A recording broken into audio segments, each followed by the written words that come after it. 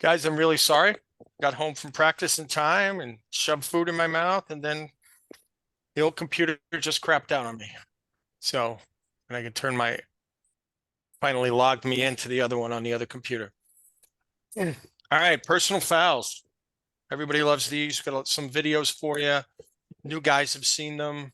A lot of them are going to have significance related to how we want to interpret rules and how we will approach adjudicating some of these rules.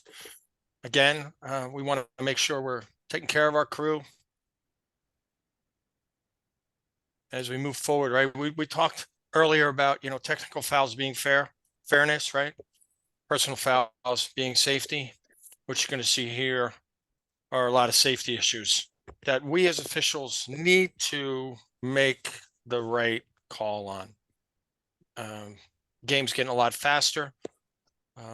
Kids are getting a lot bigger, and they may not be smacking the crap out of each other with a stick, which are the easy calls. It's the follow throughs. It's the leading with the heads. It's the things that can really, really injure a kid. So, and we're going to go through personal fouls, a little slow whistle dynamic. Everybody should know it. We'll go through it quickly. And then we'll have Gordon showing us C note once again. And we'll maybe get you off quickly. And some of these videos you guys are going to appreciate, and some of them you may have seen before. All right, that's our old friend. We know him. Most of us do. All right, I'm not going to go through every one of these. These are the ones, right? All here, cross-check and so forth. Those are the ones we're looking for in a personal foul and how we're going to adjudicate. These little cameras that Dave put in originally, some of these have been changed a little bit. Some have been added to.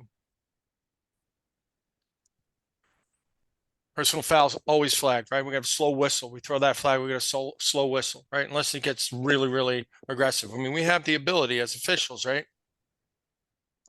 Kid's injured, laying on top of them, something like that. Maybe we stop play, right? Unless there's an imminent scoring opportunity for the team.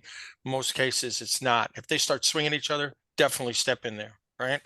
We're not going to let things go because there's a scoring opportunity, right? I'd rather err on the side of making sure a kid's okay, making sure we stop stupidness or stupidity. Stupidness not being a word, and then move forward. Coaches might Just not like remember, it, but just tough. Go remember ahead, if the Dave. ball is if the ball is loose when you have a personal foul, it's an immediate stoppage. It's a flag and a stop if the ball is loose when a personal foul is committed, unless Right. it's a second flag in an existing flag down situation and the flag's on the same team. Right. And you have a scoring. Well, actually, if you have it doesn't matter. This is high school ball, so you're going to Right. stop it with the second flag. So Yeah. youth ball the same way. You Yep. stop it with the second flag. So this is a cross check, and we look at it that as it's 1, 2, or 3 minutes. Yes, a cross check could be 3 minutes, depending on where it makes contact or where it follows through. Severity of it, you definitely can go 3 minutes on a cross check. You may adjudicate it to something, maybe unnecessary roughness or whatnot, but cross check can get there. This one, we may get, possibly cross check here. The hands are kind of tight, but it's the follow through, how it's directed, so forth, right? Starting kind of on the back, sliding through. So It's hard here to we go. capture a cross check or a slash in the Right. motionless. So here's a check to the head, neck, or to a defensive player. So we want you guys to look at this one. Player's head's down. Good clean check there, but where's the follow through, right? I mean, the head's down. So, I mean, if you were just calling the check, maybe you'd be okay. If the kid's head was up and so forth, maybe you'd be okay. Watch the elbow up through the kid's head, and what happens to the kid's helmet? And off it comes, right? I would expect, and we've talked about this numerous times, and I think some of you guys have seen this last year, that you'd have multiple calls on this, right? You shouldn't have just the near official right there. You probably would have the trail and maybe the lead, not knowing what the dynamic here is, whether they're in a 2-man or a 3-man game, and whether that guy is actually the lead in bad position. But here you go. Boom, shoulder. And what you could lean into this a little bit with is How far did this guy come to just lay this guy? Did he ever play the ball? Did he ever play the stick? Went right straight to the body. So you've got a lot of things here that you can base your decision on. And I'm He hoping takes multiple that, flags. it's, there was a forearm shiver. Yeah, and the forearm shiver. David, you got anything? Yeah, let's remember with the rule change this year, this can be 1, 2, or 3 minutes for a check that started good, finished bad. In this particular case, the way that elbow came flying up there, I think 1 minute's off the table. But as we watch this several times, right, we got the hit, the elbow, and then I'm going to stand here and look at you for a second, enjoy my handiwork. And And the what kid about lost that? his helmet. Right. Well, so we've got to stop. We're stopping play because the hat's gone. But did we have a slash on this here on the first player in white? Do we have a slash? No, it looks like stick to me. But this starts good, finishes bad, but he throws a bow. I think it's an easy 2. Maybe it's 3. Maybe it's 2, and it's unsportsmanlike for 20. Maybe that guy's got to go out for multiple minutes for sure. Yeah. And by rule, what happens to the guy with the helmet? He's got to leave the field. Got to leave the field. Not only does he get laid out, but he can't play now on man up. Well, with a hit like this, right? The reason that this rule's in place, right? We've got watch his head snap back. His head either hits his helmet or the ground on the way down. This is an opportunity for him to get a look at, get looked at. Yeah. Somebody's going to be able to look him in the eyes and say, is he really okay? And please note his chin strap didn't unbuckle. It just wasn't on right. You can see it's on his mouth here before he gets hit. A reminder that if we see players playing in the game with their chin strap on their mouth and not their chin, that is a 1 minute non-releasable foul in high school as of this year. That's not a warning, put it on your chin. It's a 1 minute non-releasable foul. That should be part of your pregame reminders first couple of weeks, I would imagine, to your coaches, so they're not surprised when you call it. We had a quick question. When that ahead. player leaves the field for the helmet, can they sub for him or do they play man down? No, it's not a penalty. He is considered an injured player, so we wait for his substitute. Yeah. We have another question. It appears that 12 white is laying on top of 15. Could be a holding penalty. Yep, we don't get a chance to see what's going on with that. Was he actually laying on him or was he laying adjacent to him? I can't really tell from this angle. Yeah. Because they're both You'll have getting up at the time. you'll have another opportunity for a multiple call situation in a few minutes. All right. Again, illegal body check. And we're gonna have a video on this too, but right on through. Intent is what? He's trying to just put this guy flat on his ass. Right? Not even playing anything, which was similar to what the other guy was doing on the last one. Right? The follow through up and through. Now, because he's kind of saved here, I would say, because of the guy's arm, right? Because I have a feeling that if that arm wasn't there, it would have been right up through the head. So illegal body check. Nice fun play here. We're going to watch it again. I'm going to try and stop it as close as I can to the hit.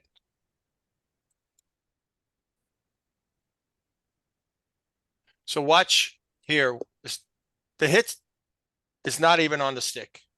It's actually above the guy's shoulder. Follow through is up through the head. If this is anything but a 2 minute, we're not doing our jobs. It's not your typical run-of-the-mill slash. We had another question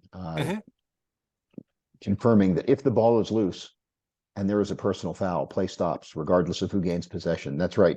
Think about it. When we throw a flag and we go slow whistle, it's because a team had possession and everybody knows who had possession. So your partner has a reasonable understanding that if you threw a flag and let play continue, the offense is still going to be the offense. The foul is on the defense. If the ball is loose, there is no offense. There is no defense. Your partner has no idea who the foul is on.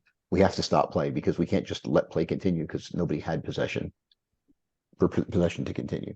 So yes, if there is a loose ball and there is not, right, if there's a loose ball and we have a personal foul, we are stopping play. I had There's a no play kid tell on me if last it- year that it was a loose ball and it was okay to slash a guy on a loose ball. I was like, you've been playing for how long? That's a new one. Yeah, we get some crazy stuff, guys, but we call it the right way. Everybody will get the hang of it, right? These coaches think they know the rules. They know how to coach. Unless they've been in these classes, they don't understand interpretation and what the rules actually state. All right, we got a slash. This one's easy, right? Comes right across. Okay. Not sure if this was a glance or whatever, slid off the shoulder, but he definitely makes contact with the head. You can see it there, right? If this was one where he just wound up and hit him in the head, you're going 2 minutes, right? If it was started, back at his right ankle on the ground and he came across because this guy, has been lighting him up all day and he's just going to make him pay, you may want to go there too. He gets him in the neck. Definite, I would say, but this is a conversation. Don't do this on an island. We have multiple minute penalties. We always say this. Try to tell you guys, you got multiple minutes. We're hoping we have multiple flags. Right? If we have multiple flags, we're having a conversation. Right? Hopefully your R is in there with the conversation as well after we've settled things down. But let's get it right. Right? It's a stop time game. Even So, if go there's ahead. only one flag in a play, and I'm going to talk to at least one other official to tell him to get his opinion, report a 2-minute foul without talking to at least one crew member. Yeah, when Steve and I do a 3-man and he throws a flag and then it's immediate whistle, me throwing a flag, yeah, I could do it. But what I'll do is I'll make sure I get close enough to Steve to have a conversation with him. If I'm the reporting official, I may want to come closer, right? Good mechanics would be if you saw it, throw it. Okay. Sometimes we all get lazy, but I'll definitely make myself available for a conversation. And I'll just ask. If I'm the R, I may ask. He'll say slash. I'll say, is it a 2? And if he reiterates 1, I'm like, okay, we're going to go 1. Unless I disagree entirely, then I might turn around and say, well, from my vantage, right, he got neck, or he got this, or he got that, right? It was totally uncontrolled and so forth. That conversation happens in the span of 15 seconds. It shouldn't be a problem, right? And whoever the third official is should be watching the field as best he can. If we are in a 3-man discussion, we are, making sure that everybody is separated and we've got no shenanigans going on. If we're having a 3-person conversation and you haven't sent the teams to their benches because we have an injury or something to that effect, make sure that all 3 parties are looking in 3 different directions so that everybody's keeping an eye on something. All right, so here's a slash that I think that I've seen doesn't get called enough. It's that, and you'll see it. Let me get this started.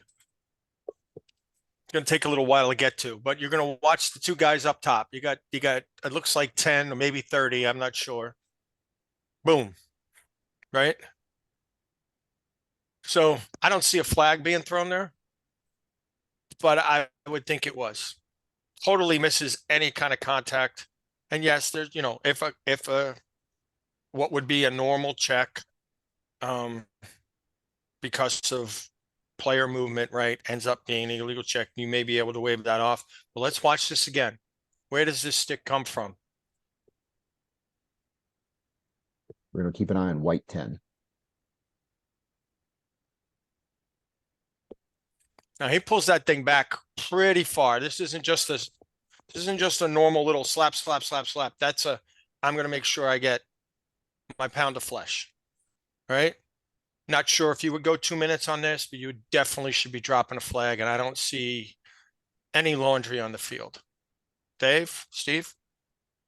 It looked like he checked him right in the gut, Yep. And the official it was right in front of him. I think the official all it sees is the back. He doesn't see where the stick lands. But I think he's screened. He needs help from the trail official. Someone else has got to help him on that. I think he's screened on the call. Well, But if Right. you've hit got him- the hit him in single the- who's looking through from this vantage point, he's got a Yeah. good angle. He's Well, turned, someone's looking gotta right make at that call. play. I think we got lead. I think we're looking at lead on this side. I think singles Yep. far side on this one. Yeah. And we've got a loose ball. There should be a flag and a kill. That's So- so personal fouls are the fouls we cannot miss. If you miss an offside to the kid's toes on the line, you shouldn't miss that either. But it's not going to get the game out of control. If you miss that call, and then if the play comes down the other side, they're going to say, "Well, you didn't call it over there. The next one's going to be harder and later and tougher." And now you're starting to go down a dark hole. The game's going to get out of control. You got Right, to and what call personal fouls. You got to get them. Yeah. You can't miss. You don't call that one, that attackman on the next ride is getting his pound of flesh Right, and maybe it's gonna get following even. and maybe driving him into the bench on the Right, we don't ride. have a problem. Right, just created a problem for yourself and the crew. So you got to get the personal fouls. You know, if Grandma can see it in the stands, you got to get it. Can't miss it. I must have had this on here twice. I thought I could kill the duo ones, but boom, there it is again. Or this one, targeting. Good play by the near side official. Oh, this one's brutal. Yeah. Even his teammates are like, what the hell are you doing?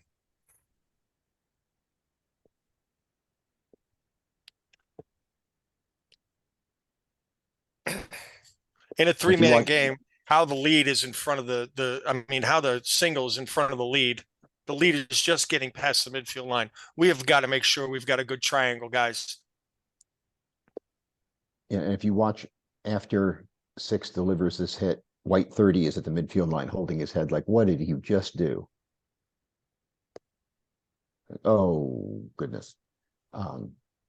Yeah. So This- got to get it, guys. He's coming from 20 yards away. It's just coming right for the guy's head. There's no attempt to dislodge the ball. The only attempt to dislodge is head from neck.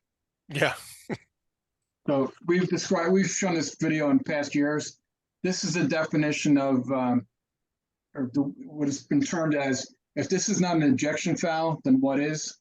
And that kid had no intent of playing lacrosse whatsoever at any level. He just wanted to kill a kid. He's got to go. Sorry. 3 minutes, Crew not releasable ejection. Want to go back?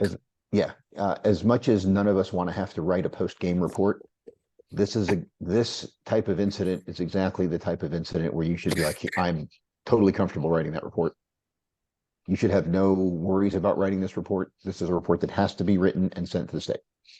And it's not a one-man report. The R writes it, but you as in a 3-man crew, you as field judge and the umpire should be giving your input. So if you're writing, what is it, an AT6. AT6? AT6-UC for unsportsmanlike conduct. You should get the input of your team because they're all going to be contacted. It's not going to be the R, then they may reach out to the next guy, especially if this kid, right? Oh, I didn't do anything wrong. I'm going to dispute this, which they always do. Even in fights, they're disputing it. But go ahead, Steve.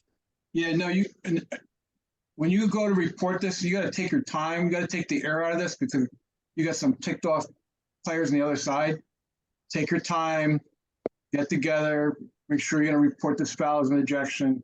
Get his number, get his name, get the time of the game, the period. Write it on the back of your card. Yeah, get as much information. You take your time, go report it, get things settled down, get the ball set up for the restart. But And don't report it till the kid's off the field. right, take your time. There's no rush to report. This kid's going to be injured. They're going to come out and take care of him. Just get together, talk. And like Dave said earlier, never take your eyes, dead ball fishing, never take your eyes off the players. Someone's always got to be watching because they know when you're not looking. They're just like 5-year-old kids. When you're not looking, they do stupid stuff. If they know you're looking, they're not going to do it. So make sure you got eyes on the players at all time. And even though this is a foul with the player in possession of the ball, I'm killing this. Yeah, Absolutely. and this is We where just I'm talked- talking. Yeah, you throw Right, the flag, you this is- blow the whistle. This one is one of those where we can't risk 6 doing anything else. Right, he's got to come off the field. You know, we've got it. He's in the scrimmage area when he's injured, even though the ball rolls all the way to midfield. We got 2 flags, and this should be, and we got an immediate whistle coming from the single here. You watch him blowing his whistle, bringing his arm up to blow his whistle and killed us. This is not And one then- we're going to let go. And then We're going if to you have got to to stop. hit, We're going to stop this play. if you ever hit that big, you got to run to the play because the kid that got wiped out, he looks like a little kid in this picture, but he's liable to come up pissed off swinging. So you got to get in, you got to crash, go in, keep blowing the whistle, and hopefully the kid doesn't get up and start swinging. So you got to get in and control that situation really right away. Wayne, you had something here? Yeah, I did. I think it's very important that you take the emotion out of plays like this, especially when you have something this big. Either when you're reporting, the coaches are yelling, the fans are going crazy, they all want a pound of flesh. It's extremely important that even we all recognize that this was bad, that we take the emotion out of ourselves and stay professional. All right, moving on. Trip, right? Should be an easy one. Okay. It's that stick in between the legs, kid goes down. Okay. A check that's not even close to the stick, right? That ain't even close to the stick. You get that lazy attackman who just kind of throws a check 2 yards in front of him and gets the kid's foot. Call him for it. Call him for it. He won't do it again. Anybody? Just because a player falls doesn't mean it's a trip. There must be contact with the lower half of the body. Right, whether it's body contact, whether it's stick contact, there must be contact with the lower half of the body. And for a player who is upright, there must be a primary action. They actually have to do something, right? If the player is laying on the ground because he's already fallen, guy tripping over him laying on the ground is not a trip. He would have to do a secondary action to cause that trip. So if I'm the defender and I fall down and the attackman goes, oh, I'm just going to run over him, and because I'm a load and he can't jump over me, he trips over my shoulder jumping over me, that's not a trip unless I rolled into it. Or threw a leg out. Or through a leg out. Yeah. All right, unnecessary. Where's the ball when that kid actually ball's in there, 2 steps, put him down. This was a good play when we were all growing up playing the game, right? This is what our coaches wanted us to do. It's not anymore. It's late, right? It's dead ball because we blew the whistle for the goal, right? And we throw that flag. Of course, the big guy, number 25, doesn't know what he did wrong because he's on the football team and that's what his coach told him to do. Put guys down. Definitely late. Anybody? And you can see clearly the ball is in the net when the contact occurs.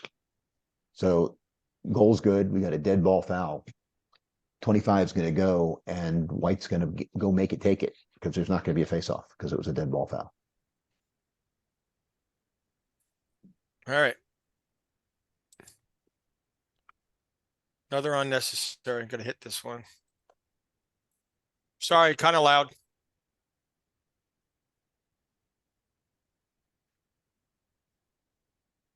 So we all saw the hit, right?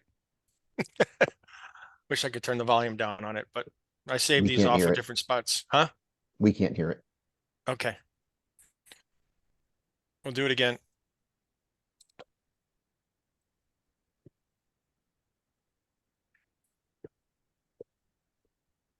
I'm not just thinking one, I'm thinking two. Follow through was pretty aggressive. It's skipped. It's skipped. Did it? Run We'll it, do it yeah, again. run it again. Leave your mouse still. See if it. Ooh. Yep, right there at the 23. Yep. Did you guys get it that time? Yeah. Yeah? Yeah. Okay. Good play by the lead. He catches it. He's got the flag up. He's watching the play as he goes. He sees it as he's coming in. Got that flag going. I mean, you see it above his head. It's flying. And he's still seeing what's going on here, right? Okay, because was that a shot or a pass? I'm not really sure. Was it a shot or a pass? Hard to tell. The hit probably Yeah. threw it offline if it was a shot. Right. Actually, no, So- the hit was late, so I Yeah. didn't have anything to do with it. I'm gonna go But- past then. I'm hoping we've got two flags. As if that's the lead, I'm hoping there's a single at the midfield line who's trailing this play as quick as possible because it looks like it was a quick clear and break, right? We saw the pole come in front of us and fed to that guy in the center. If you notice, the kid really doesn't have an opportunity to even address the hit, right? He turns his head and boom, the guy's popping him, right? So hopefully we got two, but I'm thinking 2 minutes here. If I saw that, I don't think, but this is where you need to come in. I'm hoping the trail has thrown a flag and he's going to come over and say, yeah, the follow through, right? The lead guy might only see the hit because he's still got responsibility for the ball. Saw the hit. He knows it's late or unnecessary, right? He gets the flag up in here. The trail following the ball in, right? Or the single should see the follow through, which came up high, right? And through the neck. Can you run it one more and time, head. please, Tom? Sure.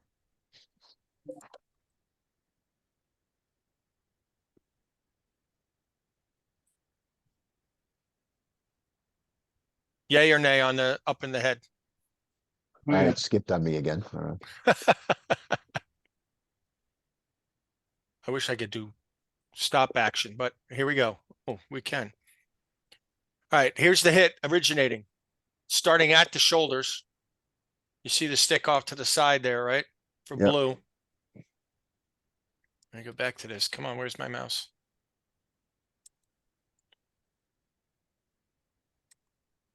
Looks like it's on the shoulder. Does it ride into the neck? Now the stick's above his head.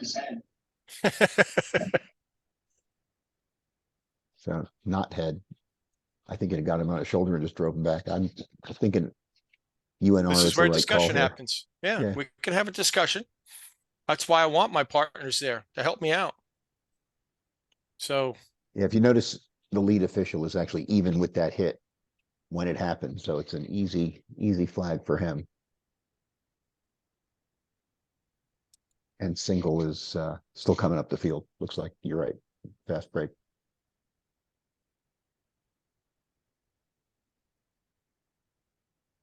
And this is pass all the way. He was trying to feed the attackman in front of the crease. almost got it there. Ball's still in the air. Does he catch it and take a shot? He does. He gets the ball.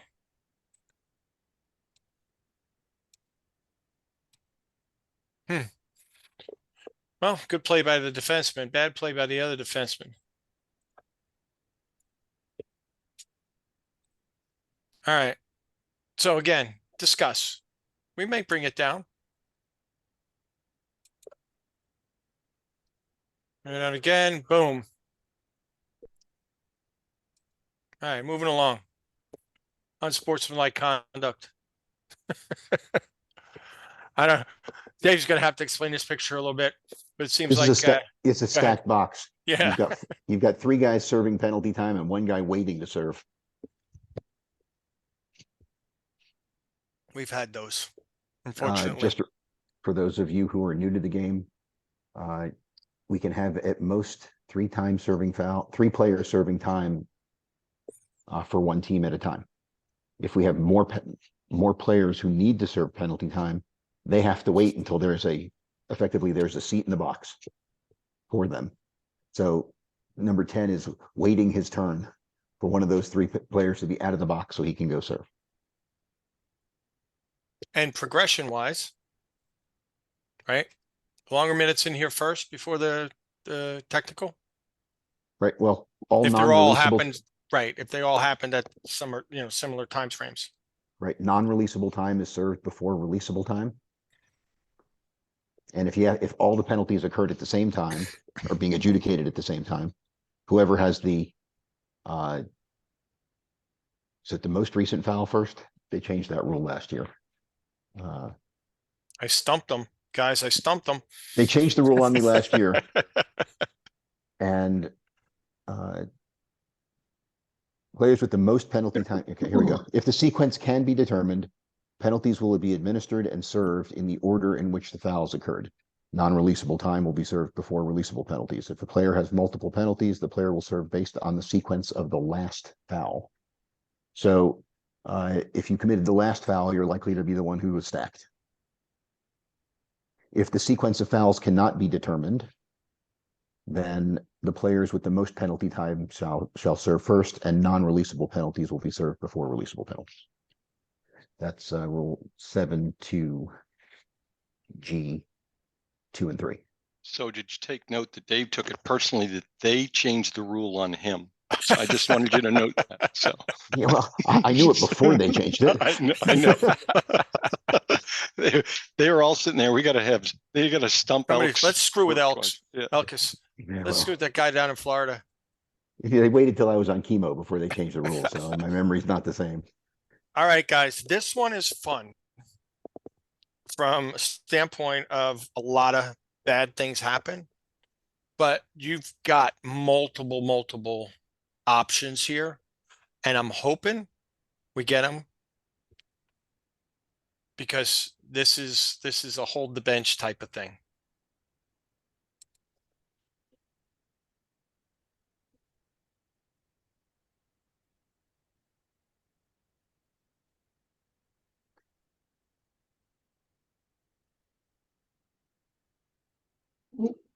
Oh, Okay, so we're going Yeah. to start from the beginning, and I'm going to try to go slowly here. All right, got a little play here. How does the attackman end up on the ground?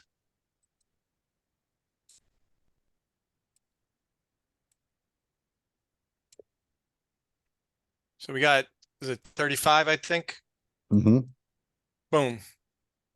The least you have is a push, yeah? cross check, push. Or a cross check or a push, right? Big guy. Kid's got Ball's two knees loose. on the ground, Right, Right. ball's loose here. but he's He got ends two up with knees a on the check. ground. Well, he ends Legal up with body his two check. knees on the ground after the push, right? Yep. 2 flags, kill the play. Okay. Well, I would have killed it with I would have a play on the push, right? Because ball's loose. Yep. Oh, the ball loose? I couldn't. Yeah, see. ball's Isn't- by the big guy who's coming in with his shoulder to the kid's Unless you had- head, who's unless now you had on a the cro- ground. Unless you had a cross check. You don't know the temperature of the game going into this. I Yeah. don't think it escalated on this play. Maybe it was something building No. up. Watch. You might have called a cross check on that first. Right. So you may get a cross check on the first guy. Okay. Or a push. All right. A loose ball push if you really want to be lenient. Big guy is now, the kid's knees are on the ground. Big guy now drives shoulder, forearm into head. Then decides he's going to lay on him. So illegal body check. And then, I mean, Or on now you got a hold too, because he's laying on top of him. Now, But nice understand- pancake block. Right, we've got to play on if you're going to say there was no illegal body check, but there clearly was. We had a loose ball push, now we've got a loose ball hold. We're not killing that, but we have a loose ball personal foul for the illegal body check. Play should stop right there. Play should be Right, over. because it's a loose ball. Okay. which makes the push time serving because you didn't kill Yes. the time. No, it doesn't. You kill the play on that fast. After the flag, if it's a, Wait, if no, the push, you have a play on, and then you you've got have a personal foul. Right. Right. The personal foul's on the same team that committed the push. They're not both time serving. Nobody had but if there's possession. another push on a flag down situation, if you have a push on a flag down situation, if it's, the check, you call the flag, call a slash, you throw the flag, and then there's a subsequent push That for the would be loose time ball. serving. Right, That but in is this time case, serving. right, you got a loose ball push, you got to play on for that. You get a personal foul, but a loose ball kills the play. The first play on is effectively Right. null. Negated. Right. All right. Back to moving in slow motion, boys. Okay. So we're gonna big guy goes to pick up the ball. Now he's laying on the other guy, right? Now watch the stick blue coming at the guy with the pole. Look at that stick wind up. And where does it land? Neck. Boom, right across his back at least, right? So you got at least a 1 minute slash on that guy. Okay. We are totally lost control of what's going on. I have not seen an official yet come down into position. Hopefully he's on the lead on the near side, nearer to the camera, but he doesn't even come into view, right? He picks it up, tosses it away. Now we can go back to the fun stuff. Boom. Suplex, slash, punch, slash. And then somebody from the bench comes flying in. Yeah. There's the So slash. well, you got a slash, you got a swing, you got I don't know, a hip throw, and the least of which, right? Big guy and little guy are gone. And I mean, in my way, but we clear the field. I would, right? As soon as I get control of the situation, we're sending players back to the benches. Coaches can handle their players, and now we can adjudicate what everybody saw.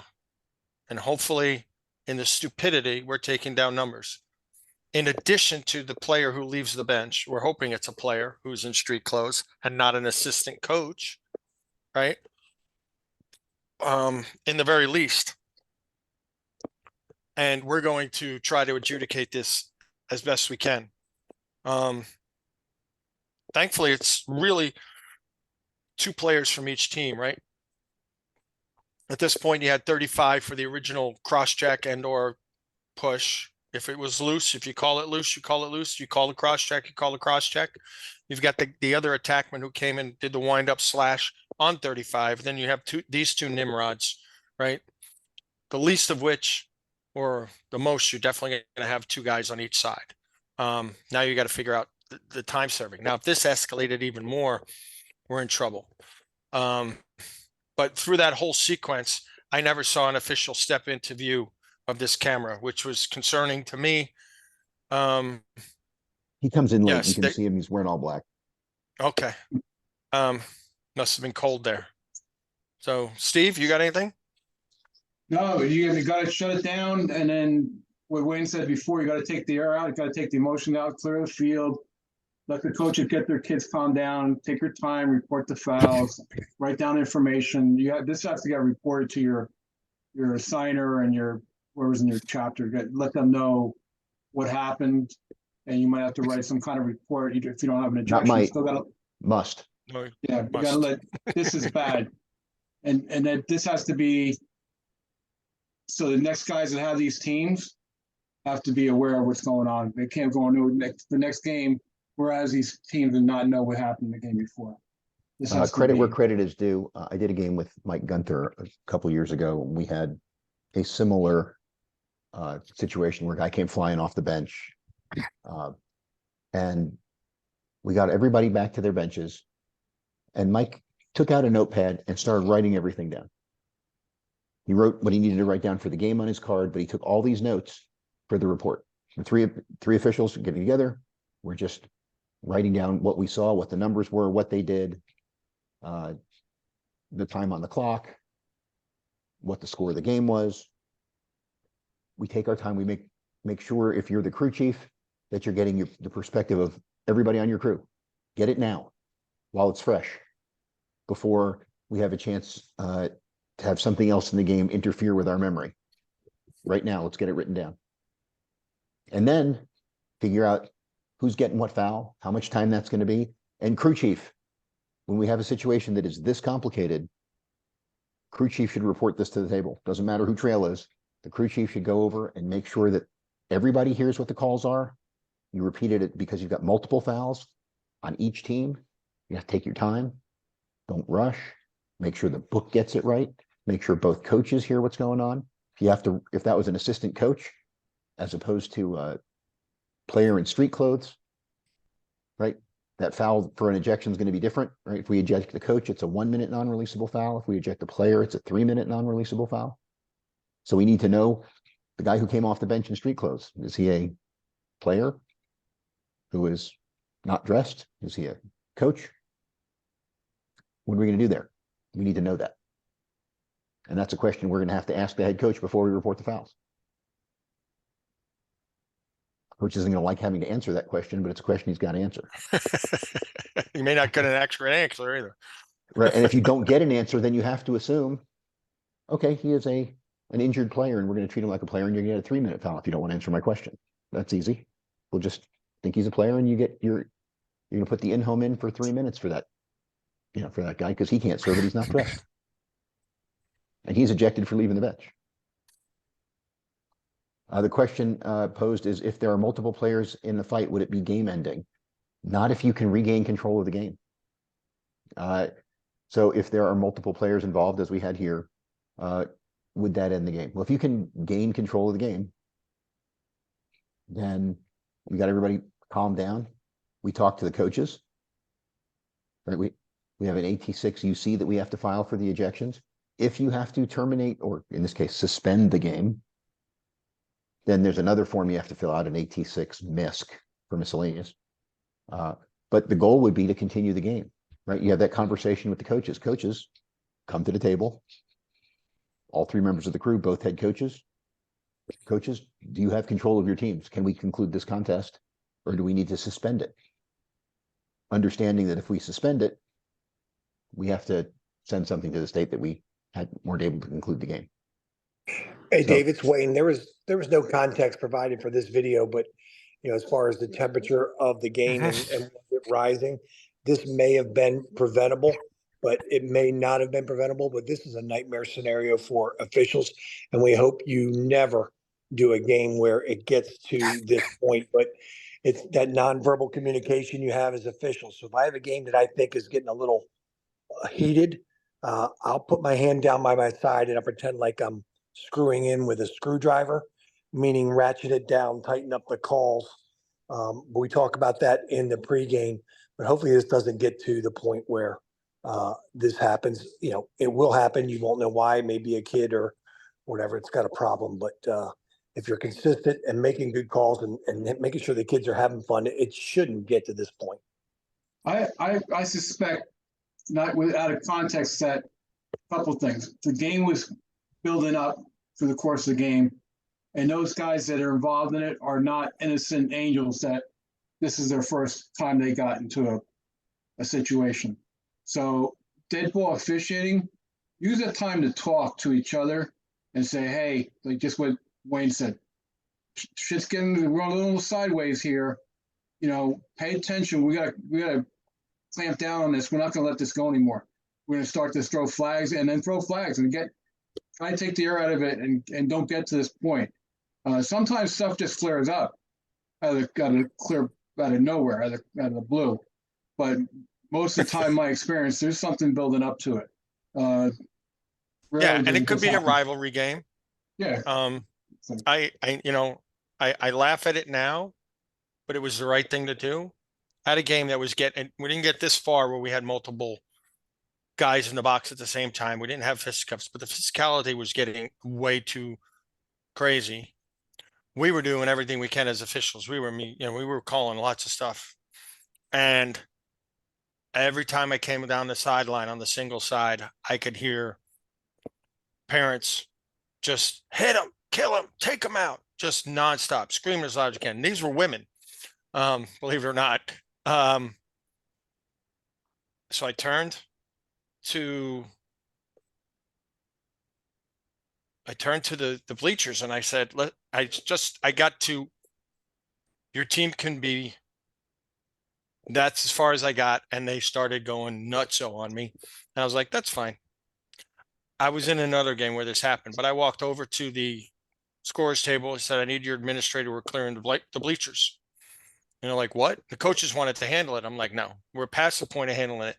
They're elevating their players' play. You guys aren't controlling it. We're putting guys in the box left and right, and it's getting higher and higher and higher. And I am not dealing with fights nor stupidity because parents are idiots. I don't know if they were all drinking or whatnot. It wasn't even a playoff game.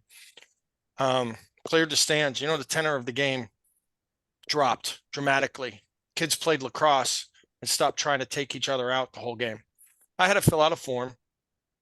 I had to send one to the state, explain it. The admin came, he did what I asked him to do, and he was like, okay, fine. You could get an admin who won't. I mean, that's an extreme, but it's an option. If this is a sideline full of nimrods who are getting these kids riled up, and you're doing everything you can to call the play, keep things safe, and you know it's the atmosphere and not the players to a certain degree, clear the atmosphere. COVID was great, right? Because people couldn't really hang out too much. Literally had people standing 60 yards away in the parking lot trying to watch the game, cheering on their kids. But, you know, not my problem. I wanted the kids safe. So as an official, you have some abilities and some liberties. You don't want to go as far as I did, but I'm glad I did it that night. I did not see a happy ending to this. I saw even more stupidity coming as much as we try to control it. You know, you can Before only we- throw so many flags. So go ahead. Before we move on, if the official had thrown the flag for the illegal body check for the player being kneeling when he was contacted, Right. all that other stuff stops. None of that other stuff happens, with the possible exception of the kid who got checked on the ground, getting up and starting Swinging. stupidity. But the Right. play would have been over, and officials would have been running in, and somebody's going to see stripes and go, maybe I don't want to do this right in front of the official. But we had a question: if we are 4-on-4, who gets the ball? Now, if you can figure out who committed the last foul, who was the last person to do something dumb, then the other team gets a penalty, gets the ball, because they're dead ball fouls with sequence. If you can't figure out who did what when, then you have to go and award the ball to the team with the least amount of penalty time. And because if all penalty times are equal, and you can't figure out who had the ball when you stop playing, then you have to go to alternate possession. All right, let's move on from this because we beat it like a dead horse. So here's another one, and this is youth. Okay, we took this off of Facebook, as you can tell.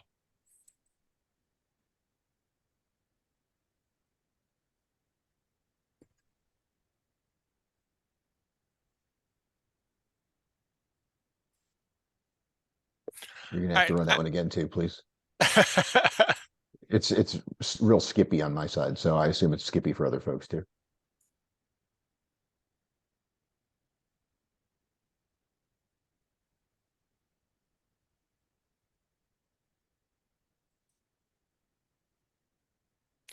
I don't know. Did you guys see this?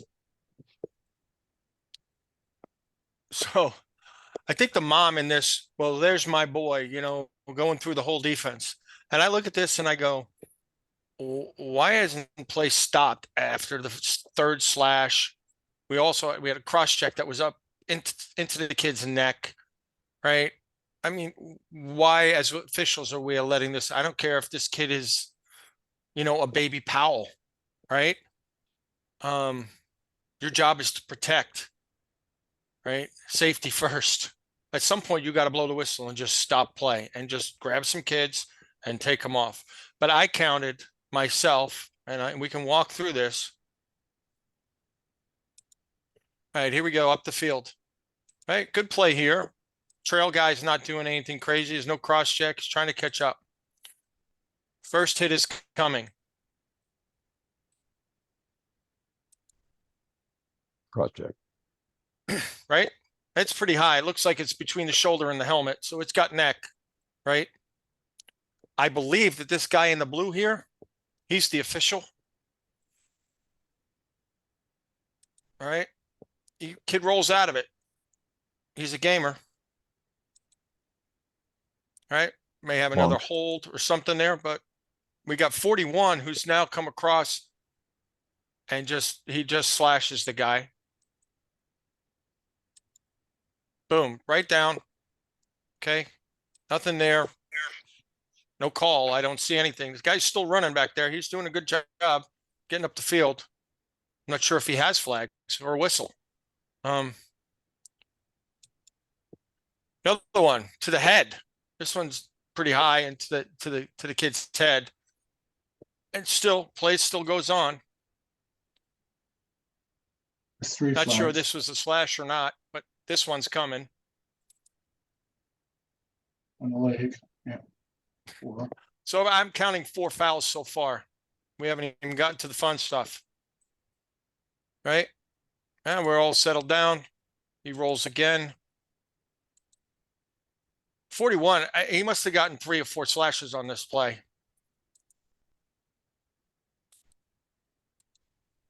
Throws a token one here.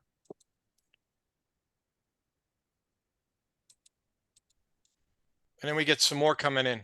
Everybody's chasing this kid. Everybody's going to get their pound of flesh. Coach is As begging youth for a foul. officials. If you see him in Huh? the background there, you see the coach in the far right of this photo. Yeah, He's his sitting hands there are with his up. hands Like, up begging for a foul. all right, we got another slash that comes down right there. The kid stops playing. And then he finally passes the ball. So at See how some deep his point, pocket is, though? we're going to pull his stick and check it. Well, look At how least deep his it is. You helmet can stayed see. on. Yeah, but you can see how deep that pocket is right there. Yeah, probably his dad's stick, right? Uh-huh. Youth games, guys. We have got to. I don't care. After the second one, and he's still got the ball. Blow the whistle. Stop the play. It's getting stupid, and we're allowing it. It doesn't reflect on the kids as much as it reflects on us as officials. How could you let this go? And this went national, right? This is on Facebook, posted to somebody found the officials' website and put it up there. And then all of a sudden, now you got guys all over the country looking at this.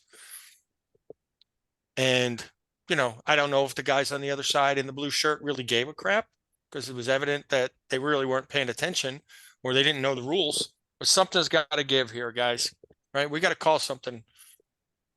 And we can't let that happen in our youth games. I know you guys down south don't do youth games. And God forbid the coaches are allowing this crap to happen. Somebody We said do them that, up here. and someone said, multiple one-arm swings, but let's remember that one-handed checking is now legal at U14. And then from at U12, one-handed checking is legal, but this types of checks are still poke lift and a downward check below the shoulders. Those may be done with one hand.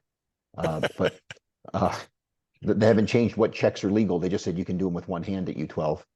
We did get some clarification on that this week. But a one-handed check at U14, if it's a controlled check, is still fine. Uncontrolled checks or slashes at all levels. Right? If you just swing wildly, whether it makes contact or not, an uncontrolled check with no attempt to dislodge the ball is a slash, whether it makes contact or not. So brought that one in there just to show you. So we got a couple of more fun ones for you. So you may have all seen this one.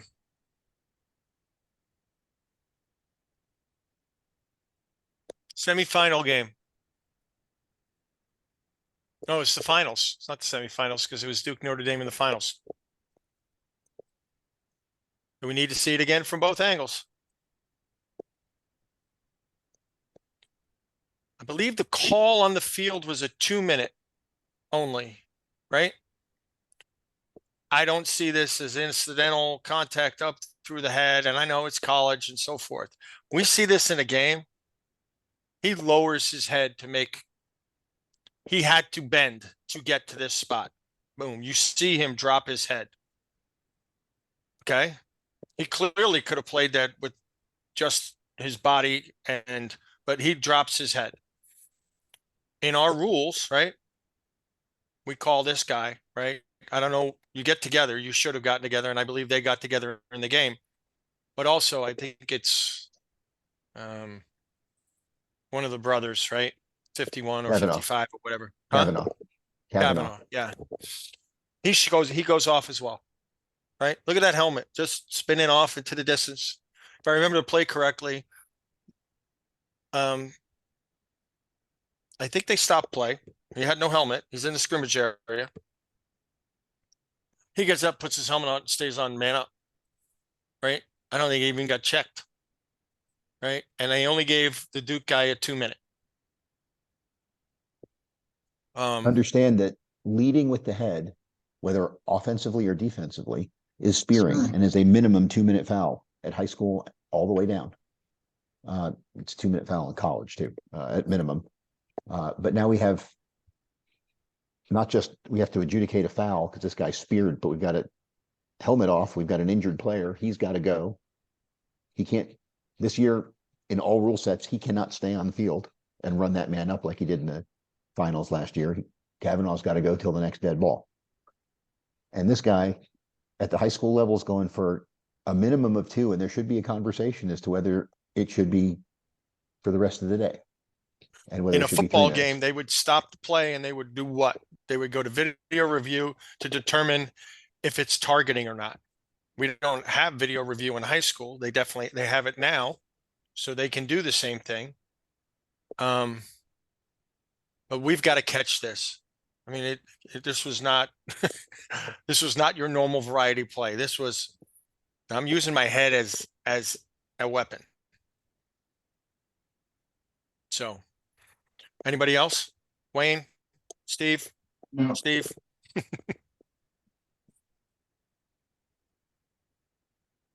And this was early in the game too. It was first quarter, as I recall. And I don't think they wanted to set this as a 3-minute foul this early in the game. Could have set the tone though. All right. Right. So the question was, would it be a good idea to know how many minutes this kid already had? And so that knowing full well that if you already had 2 minutes, a 3-minute foul fouls him out. Yeah. If this is the third or fourth quarter, yep. That's whether or not you've put this kid in the penalty box because he's been a foul problem for the balance of, for most of the game. Yeah, that would be a great thing to know. But in this particular instance, I know it was like really early in the game and they didn't want to set the bar that this was going to be a 3-minute foul for the rest of the day. Right. But that's a conversation definitely that does happen in a lot of games that I have. If I notice, number 55, how many times have we gotten him in? I might say that in a dead ball. And then the next dead ball, or if Check. it's a break, I'll go and check the book. Well, how many does 55 have? How many does 42? I might ask a couple of numbers so I can get an answer. So it's not just stipulating one. Now I come back and I'll say, okay, this guy's got 2, or he's got 3, right? We call him a 2-minute one and we call him 1 for, an unnecessary or something like that. And he's just swinging his stick wildly, right? Anything we are calling. There's no leniency at this point. He's obviously not playing the game of lacrosse. He's playing something else. Hurling, maybe. I don't know. They like to hit each other in the head there. So, but I'm making my partners, my teammates know, aware of the possibility. Okay. I mean, I don't want to be ticky-tack about it, but if it's a slash, it's a slash. And we remove him from the game. So, slow whistle, right? Goodies. David likes this. You want to go through goodies? Well, those are the reasons that we're going to stop play under the slow whistle situation. And they're slightly different for youth and for high school. So in high school play, right, we have a goal is scored. We're going to stop play. Ball goes out of bounds. The offense commits any type of penalty, technical or personal foul. Defense gains possession of the ball. We have an injury in the scrimmage area where we have to Or a stop lost play, helmet now. right, which is considered an injury. Yeah. Just like if the offense lost required equipment, not player in possession of the ball loses required equipment. We have the end of the period or end of the game, a second defensive foul, right? And the G, where it says goal, also grounded at youth. So if the ball hits the ground on anything other than a shot at youth with the flag down, we're going to stop play there too. So if we have a second defensive foul, but there's a scoring play in progress, we're going to let that scoring play continue. What that means is basically the ball is moving towards the goal. If the ball moves away from the goal with a second flag down, we're stopping play. If the ball's in the defensive half of the field, when the second flag is dropped, there is no scoring play in progress in the defensive half of the field. We're going to stop play. Can we continue play when the ball is behind the goal and we have a second flag? If the ball moves, if the next play of the ball is moving the ball above GLE, yes. If they pass it once behind the goal, no, then we're stopping play. And we're talking in the goal area, not out to the wing, right? If they're setting up an offense and the guy gets the second slash as he's going behind, and then he passes it out to the wing, who then passes it up to the top of the box. We're not letting them make 7 passes just because it's above the goal. All right. We're talking imminent. Right, Ball has within to that continue to area. move toward the goal. So Yeah. if the second flag occurs and the first pass goes outside the goal area with a second flag, kill it. Dave, don't forget the most important part of this slide is the flag toss by the referee. My crew, if you throw a weak toss, we all 3 throw our flags at the same time and yours is the weakest, you're buying bacon cheeseburgers at Wawa on the way home. Guess there's a Wawa everywhere.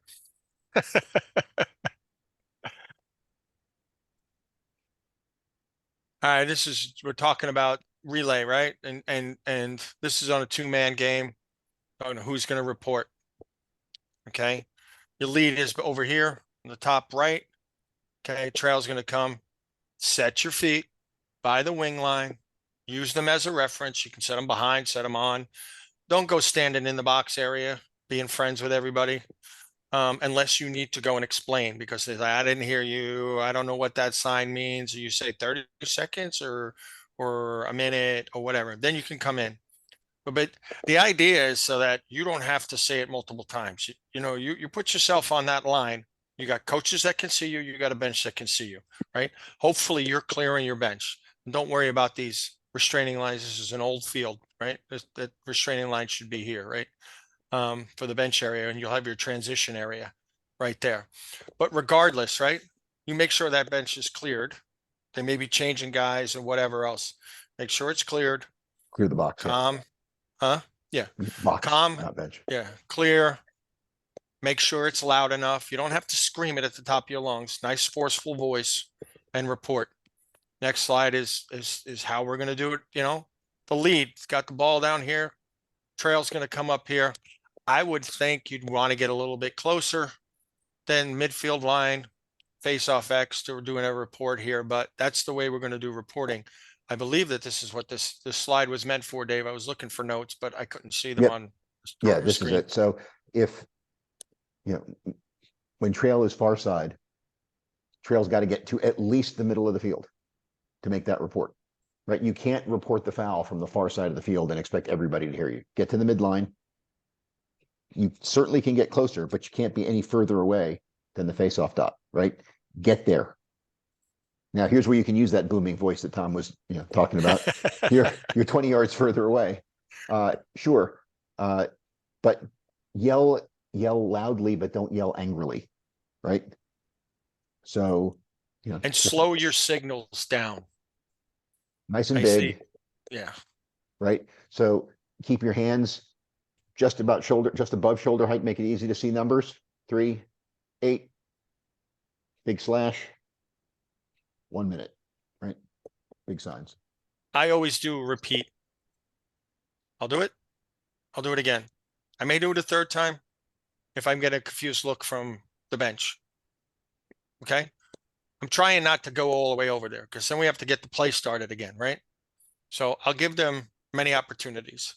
I'm not trying to get into a discussion with the coach, right? Who's screaming at me, that wasn't a slash. Coach, do you want a timeout? Right? We got a dead ball situation. We can do a timeout. You want a timeout? I'm not having a conversation. We reported the foul and we're moving on. Lead's going to reset, right? He's going to advise the goalie where we're going to reset the ball, where we're going to start from. Okay. Whoever's closest is going to be communicating while the trail is reporting the foul. In a 3-man game, right? It could be it's going to be the trail, right? 90% of the time, if there's a penalty, right? It's going to be the trail. So 99% of the time it's going to be the trail. I don't know why it would be any different unless it was maybe in the Bermuda Triangle or something and somebody else was closer to the bench. Maybe the lead was, it was coming out or whatever. But we should be communicating, do the right thing, communicate to the goalie who's resetting, let the goalie know. You may even say, goalie, we got a 1-minute penalty. Ball's going to restart here on my whistle. It's simple. But you always get that question. How long are we? Goalies want to know. How long do I have to play man down? Oh, a minute? Okay, great. All right. I got to play a half a minute. All right. A little bit different. Okay. Maybe they got a different sets for different man down situations. Maybe they do pressure in a 30-second and in a 1 minute, they sit back and wait till there's about halfway through and then they start pressuring out. You never know, right? Communicating is not a bad thing. Gets the goalie on your side, right? Lets guys know that you're not there just to be a douchebag, excuse my language, right? You're there to do the right thing. We're here to make sure you guys get home safely, get to play the next game, and we're going to get things started as soon as my partner gets into position. As soon as my partner gets into position, do not be in a rush to restart. I've seen this happen too many times. Guy reports and he's jogging over to his spot and he's not there yet. And the guy blows the whistle. If he gives you a nod, if he gives you a nonverbal yell, I'm good. Okay. A little head nod or whatever. Then yeah, you can restart. If you should have your hand in the air as you're traveling as the trail after your report till you're set. Your hand is in the air. Nobody, and guys, we got to remember this because I see it happen when I'm watching games. No hand in the air. Guy starts it. Guy's out of position. Ball rolls out of bounds. It's a close call, maybe on a shot on that top side of this, and the guy's not in position. Well, now the lead, the guy who restarted the ball, put his partner in a bad position, right? So we just want to make sure we work as a team, take care of your crew. Anybody else? No. Reporting. C note, right, guys? I think we went through this last week. Color, number, offense, time, explanation if it's warranted or requested. Not a lengthy one, right? Coach goes, why 2 minutes? Why is he locked in? Coach, it was high and it went through the head. Simple enough, and you're walking away. If he wants to progress with, I don't, and start arguing what you interpreted or what your partner interpreted, right? That's when you can turn around and say, Coach, would you like a timeout? They understand what that means. Anybody else? There's color pointing to that side. You make a mistake, don't worry about it. Redo it. Pardon me, pointed the wrong way. We're going to go white, right? Start over. It's your time to shine. Number, little hand signals. We got 5-5. Offense. Look how high his hands are. Not down by his belly. Got him up there nice and high. Time, 1 minute. Say it and show it. I may not hear you. Coaches will hear you. Kids on the field will hear you, right? If this is a trail official and he's reporting a foul that happened between, say, the top of the 2 boxes, right? Your partner's going to hear you. Your partner's looking to see what it is because maybe you didn't communicate it, which you should, right? He may anticipate what you have, right? He saw the slash, you threw the flag, we blew the whistle, okay? You're going to report it. He's assuming, but what if you go there and it's a 2 minute, right? And he doesn't know it's locked in because because you didn't make the signal, right? So, be clear, concise, visual, slow, okay? And then I always try to make sure that my partner knows, right? And Steve and I worked a game last week and I asked him, I think 3 times, what did you get? What did you have? You had 1 minute? right? I nodded to him. He gives me a 1 minute. So I'm like, okay, now I know what I thought it had. Okay. And what I'm going with. Communicated. Joel, you got a minute. We got a minute. You're down a minute. Okay. We're going to restart over here. It's The other restarting thing, with me. Go ahead, Steve. when you report to each other, if you report the foul at 12:02, it's a 1 minute foul. And you might say, you could even say it to the table if you have an inexperienced table. The release is going to be 11:02. And you say it to your partner. So at 11:02 or for 11:10, you got 6 offensive players, 6 defensive players. You're only supposed to have 5. You know something's wrong. So next dead ball, you go to the table and say, hey, I saw 6 guys out there there was still 10 seconds on the penalty. So by repeating the time to each other, you know you should have an extra guy in the field until that release time.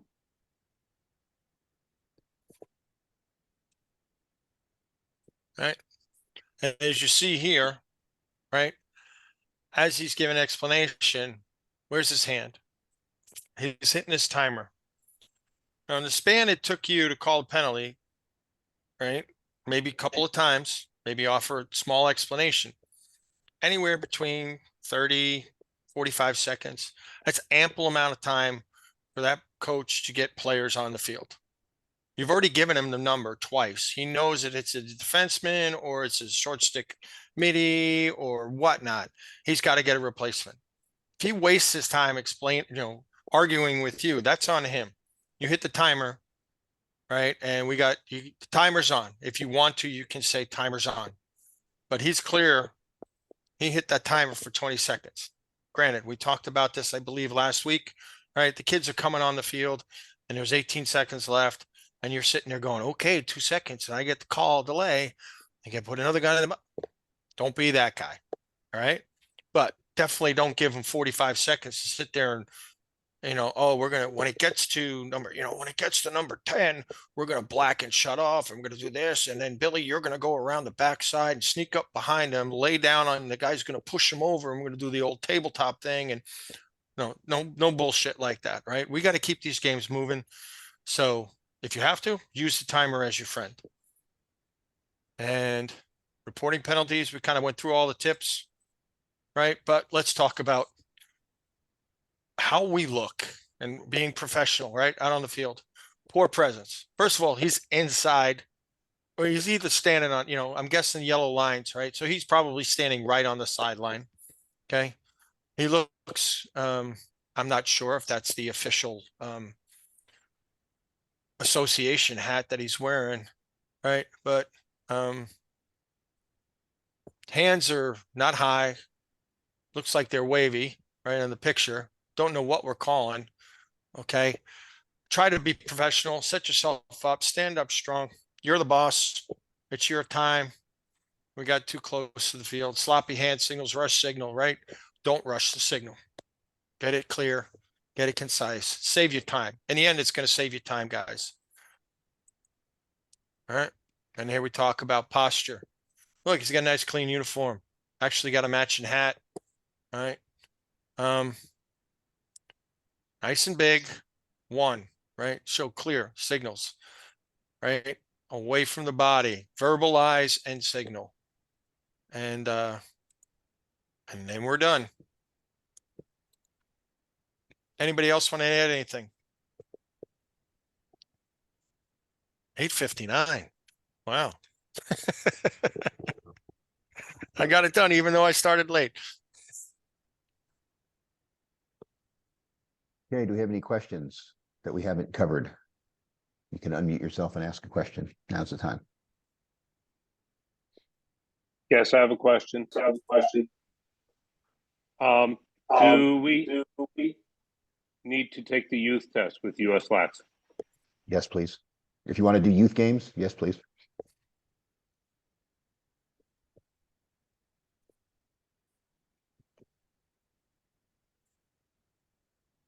Stan, you had a question? Okay.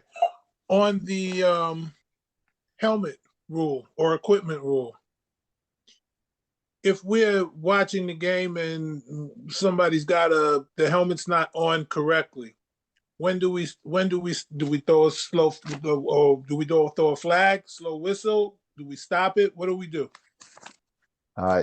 Just if the pen, you can mute yourself, please. Again, Stan. Yeah, I know. So Thanks. It just reverb. So if we notice that somebody is not wearing their equipment properly, right?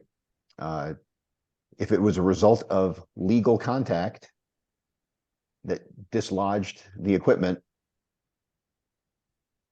right?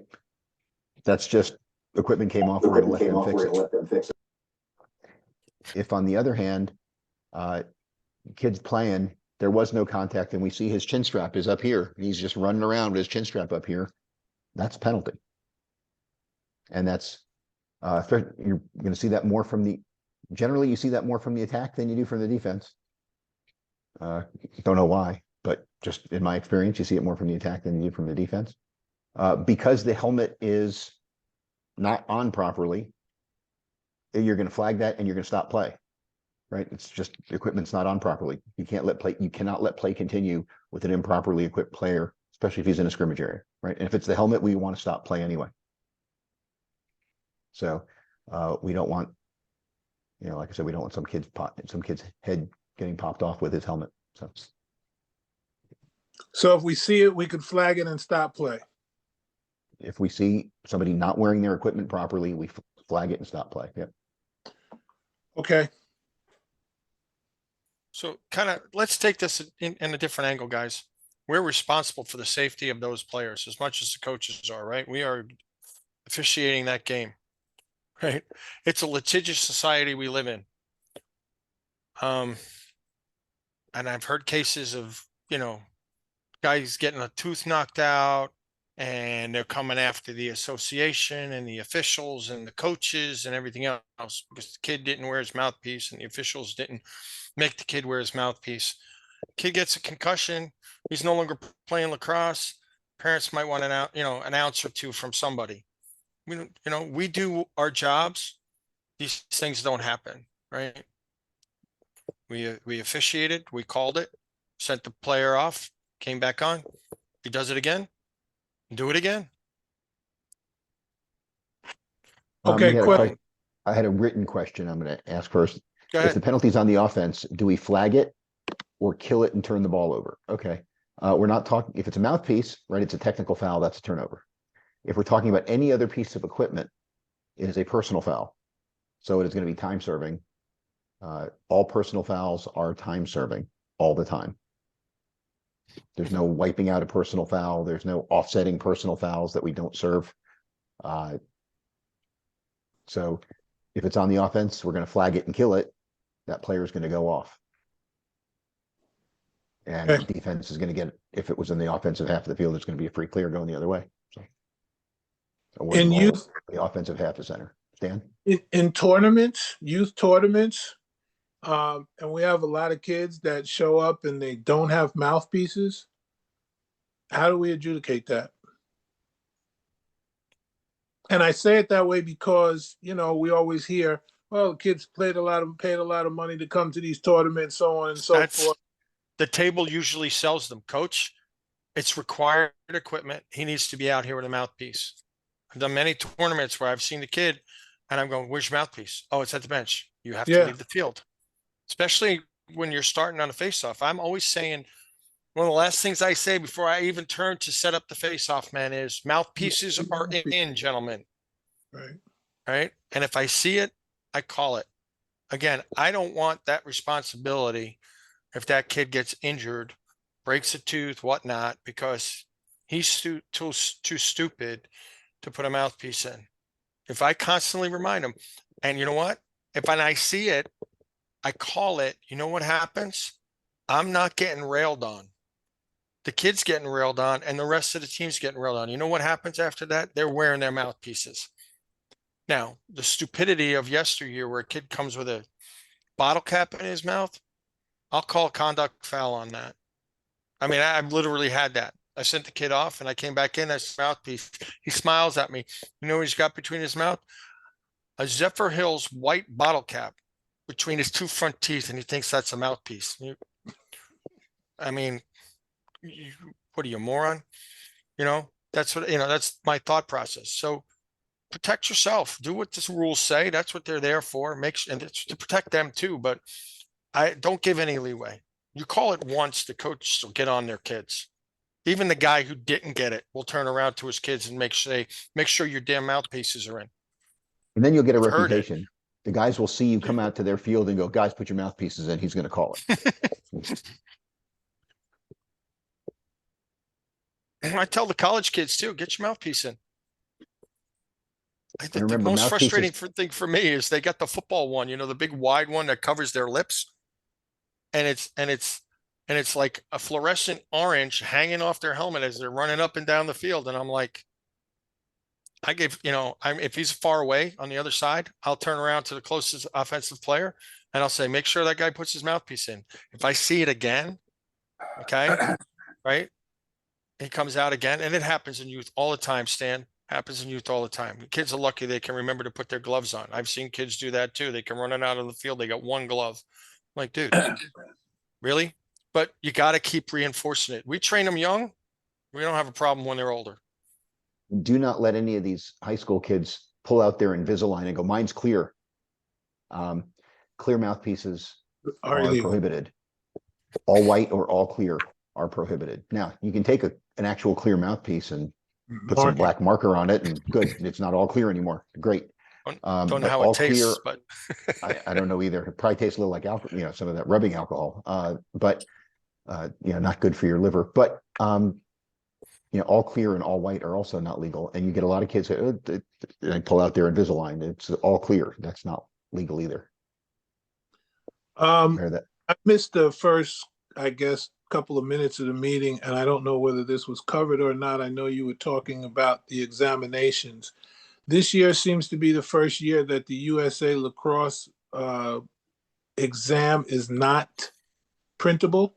Am I correct? I think that is correct. Okay. It was hard to get to, though. There were a million videos. That was, well, the a million videos was for the FHSAA exam, not for the USA lacrosse exam. It wouldn't allow you. Some of those were good videos to refresh you. I wasn't saying they were good or bad. It's just, I guess maybe the functionality, because I use an iPad. Stan, you did miss the early part of the meeting, and we went through the whole thing. You can get to the USA lacrosse exam straight up. You can't get to the FHSAA exam without going through 4 sessions first. You're correct. Okay.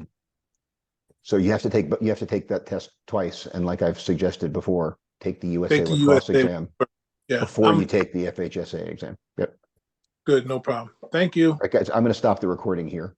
Yeah. So David,